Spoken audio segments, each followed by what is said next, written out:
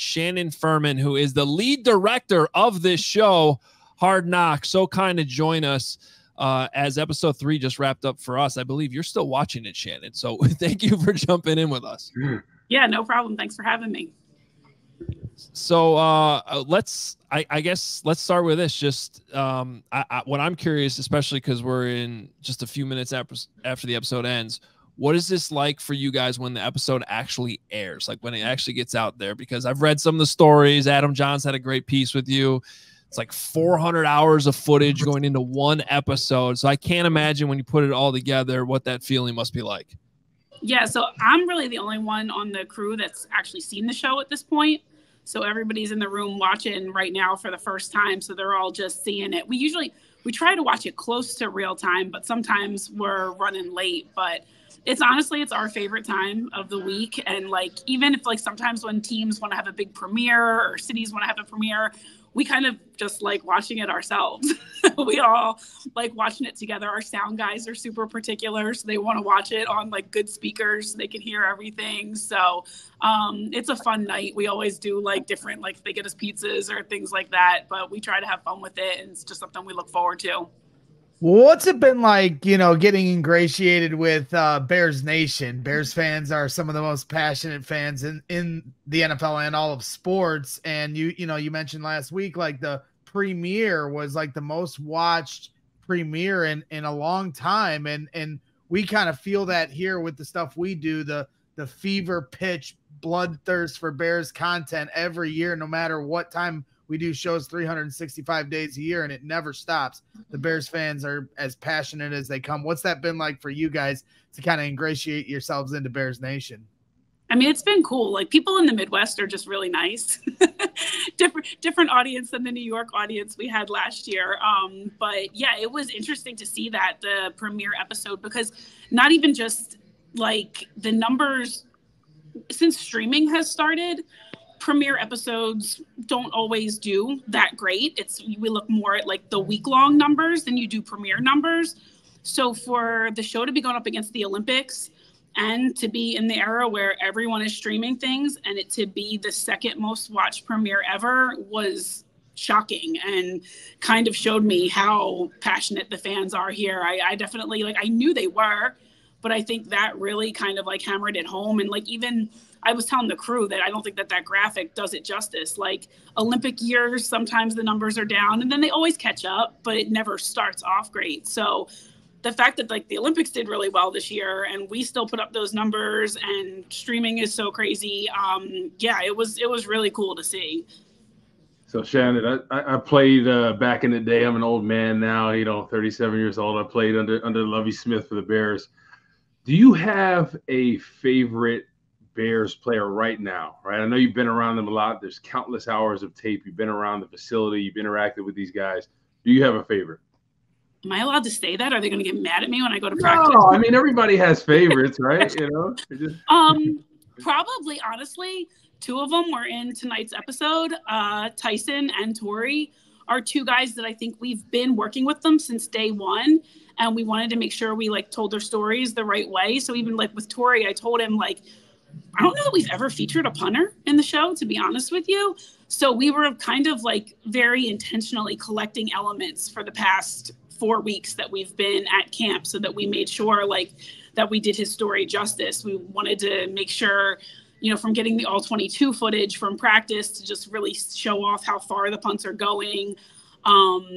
Getting an interview with him, doing the drive. We wanted to drive in with a rookie, and we thought he was the right one to do it with, just because kind of where he's from, and then just another way to help get him in the show and get more of his personality in there, because we have mic'd him for practice, but the punters don't always do all that much. But he's been fun to be around, and just different than anybody we've ever filmed with before. And then also Tyson, he's been awesome. I think as far as backup quarterbacks go in Hard Knocks, in my mind, he's the best we've ever had. I feel like he could start in this league right now, and it's just been kind of cool to like see his progression throughout this summer and stuff, and learn more about him, and meet his dad this week. I got one unrelated. I saw you're from Jersey. I did my research. I'm from North Jersey. Question for you: do you call it pork roll or Taylor ham? I got to know. Pork roll. Oh, Oh, come on. All right, I call it Tellerham, but I'm from North Jersey. Right, Okay. Giant Stadium. So I grew up right down the street from Giant Stadium. But Nice. Tellerham is all up there. Shannon, when it comes to Tory Taylor, I might have to have a talk with Ryan Poles about the lack of credit for that Scotty Scheffler comp, because I was on that 2 seconds after they drafted him. But in all seriousness, I'm curious what it's been like. There it is. Thank you. Thank you. April 27th. It's dated 107, like right after they drafted him. Shannon, I'm curious what it's been like to work with Ryan and Matt Eberflus too, because I know you're in close contact with them. Read the story about how, you guys could see the DJ Moore extension coming because you could literally see and hear what was going on. And I was actually in Ryan's office yesterday interviewing him, and he even made mention, like, during the interview, like, oh, the camera just moved. And he's like, yeah, it's a little weird, but I think that's got to be, you deal with this every year, but that's got to be tough for these guys that are, live in a super sensitive, level of secrecy about every move that's made. And yet we got to behind the scenes look at what happened with not a failed trip, but a trade that didn't end up happening with Matthew Judon. What's that been like, getting that back and forth with Ryan Poles through all this? I mean, Ryan's been awesome. So has Coach Eberflus. They've both kind of they trust us. So they understand what the process is and that we're going to work with them and everything. So they've been great. Access has been awesome. It's just really helpful for me too on things that you guys don't end up seeing, like knowing a schedule on the daily basis, like from having information like that and being able to like prepare my crew the right way and have us move around properly around the facility because we know things that are going on. So even just besides the elements we're getting for production and for the show, it just helps us move as a unit. But like seeing the Judon thing and knowing it's playing out, like there are times we see things early and like I try not to bother Ryan or Coach until I have to, like, to get more information about what's actually going on. But it's interesting. Our robo operator is actually really funny. He thinks he's like, I think in like the next 10 to 15 years, I can be a GM. So he's got himself thinking that he can do this now after studying Ryan all summer. Did you, just a quick follow-up, did you also work on the Giants one this year? No, I don't. I do. Okay. I do the Netflix show in season, and then I do a show called Hey Rookie for ESPN in the spring.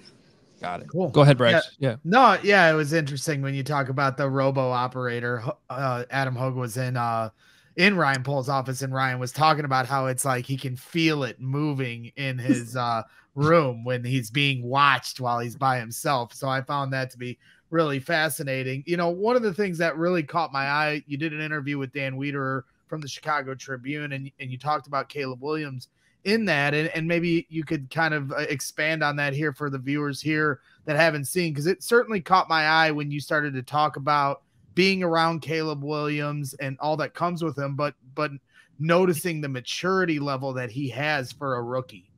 Yeah, I mean, totally. Like, he doesn't get frustrated. Like, it's so rare. It's like if he makes a mistake, he wants to go figure out like why he made the mistake. And instead of like getting mad or overreacting, it's like, okay, like, let me figure out why this happened. Like, he goes and immediately talks to Coach, like figures it out. Like, if I didn't know, like, I would think he's like a 4th or 5th year player in here. He's just very calm and like carries himself in a way I don't know that I've ever really seen a rookie quarterback do that. It's been awesome to watch him in the game and be able to just kind of go out there and do what he does. He's been great with us. I mean, obviously the camera just kind of goes to him and he hasn't shooed us away at all. Like, we've been able to capture a lot of like very honest moments with him and stuff. And hopefully we'll be able to do that for the last 2 shows, but it's been really cool to be around him and kind of just like see who he actually is and be able to show Bears fans who he is. Yeah, real quick, Corey, because a fan of ours on Twitter pointed this out, and it really hasn't been brought up yet, but there was a lot of conversation in the offseason that his dad is like very heavily involved in his life, and we haven't seen him yet here on Hard Knocks. We also haven't seen George McCaskey, so I also find that interesting. But going back to Caleb's dad, like, has there been any bit of interaction that you've had with his dad and seeing that kind of interaction? We haven't had any interaction with his dad. I did see him, I believe, which game was it? He was on the field at the Hall of Fame game. I saw him and his mom and dad talking, and I believe we had a camera around it, but I don't think we ended up using it. Other than that, I haven't seen him. We haven't done anything with him away from the field. But yeah, I'm trying to think. I don't remember seeing him on the field at Soldier Field. I'm sure he probably was there, but we have a lot of cameras, but sometimes we do miss some things. Yeah, I want to ask you, like, as a fan of the show, I've watched it since the OG season back in when Baltimore was on it. As a fan of the show, and I think people kind of wonder, like, do you work with the team, obviously, and there's some clips that you probably want to maybe show, but maybe the team doesn't. Can you kind of talk about that process at all? I don't know if you can talk on that, but kind of what is that like working with the team, just making sure that you're not showing anything that they wouldn't want to be. Yeah, I mean, we do that every year. There's an approval process, and I think it's been pretty well documented at this point that we do sit down and watch it with them. Every team does it a little bit differently. It's usually like me and my assistant director in the room, and the team decides like who is in the room from them. Some weeks it might be different, some it might be less, some it might be more. A lot of the times it ends up being a lot of football heavy stuff that comes out of it, whether like play calls are getting in there or they think that like too much about a certain play is in the show. That's usually like the basis of what it is. There's never like, I can't even think of a time where there was like a whole scene or anything like that pulled out. For the most part, it's just like anything that would be a competitive advantage type of a situation that teams like to make sure it doesn't get out there. Well, sort of along those same lines, Shannon, it's been very noticeable pretty much by everyone, the lack of profanity in this season. I have been able to watch all 3 episodes with my 10-year-old, so you won't hear any complaints from me. It's been kind of nice, but also having like all of us watch Hard Knocks all these years, it is part of the show. It is real football when you really hear what they're always saying. So what went into that? Was that a Bears decision? Because it is definitely different. Yeah, I mean, I'll be honest, like this team curses much less than any other team I've been around, but it is out of respect for the McCaskey family. It's something that they don't do and wouldn't want to see it. So just it's kind of been a decision that was made out of respect for them, letting us in their house and wanting to be respectful to them.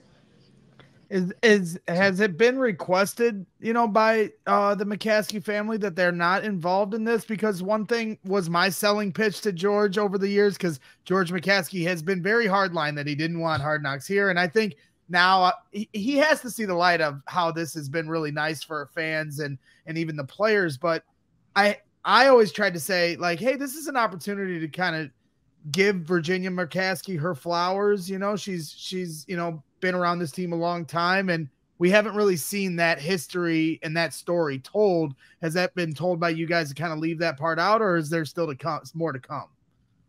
There hasn't been any discussion around that yet. I think in my mind, the history part of the team is probably still coming in a later episode here. So you'll just have to keep watching. Oh, we will. Don't you worry about that. Well, along those lines, I mean, I think we can all agree the open is awesome. It is such a great ode to Chicago, the right, notes and the scenes and everything. Those of us that grew up here, it is awesome. So I just wanted to commend you guys on that. And this is Mark Carmen joining. He was our 4th guy on the show. Mark, I assume that means you have a question if you're jumping in here. Well, really, I just wanted to thank Shannon for underlying the brilliance of Tyson Bagent and Travis and the family, and how much I enjoyed that tonight. It was I've been a Bagent guy from the start, Shannon, so that was phenomenal.